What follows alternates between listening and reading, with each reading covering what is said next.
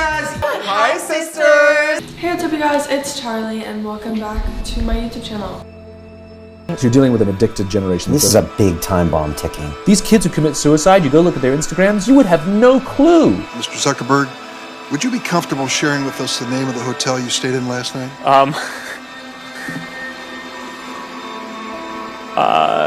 No. People who spend more time on Facebook suffer higher rates of depression than people who spend less time on Facebook. It'll destroy relationships, it'll cost time, and it'll cost money, and it'll make your life worse.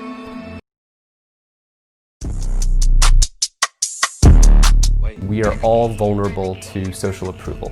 We really care what other people think of us. When you upload a new photo of yourself on Facebook, that's a moment where our mind is very vulnerable to knowing what other people think of my new profile photo. And so when we get new likes on our profile photo, Facebook, knowing this, could actually message me and say, oh, you have new likes on your profile photo. It knows that we'll be vulnerable to that moment because we all really care about when we're tagged in a photo or when we have a new profile photo. I mean, I think we can all feel it. And it's as if we've been infected. It's as if they've drilled a hole in the back of our head and now they've injected the virus and now we walk around searching for feedback using social media. We know that engagement with social media and our cell phones releases a chemical called dopamine.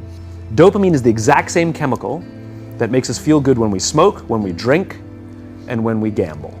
In other words, it's highly, highly addictive. You have an entire generation that has access to an addictive, numbing chemical called dopamine through social media and cell phones as they're going through the high stress. They don't have the coping mechanisms to deal with stress. So when significant stress starts to show up in their lives, they're not turning to a person, they're turning to social media. They're turning to these things which offer temporary relief. We know, the science is clear, we know that people who spend more time on Facebook suffer higher rates of depression than people who spend less time on Facebook. That's a problem. That's an addiction.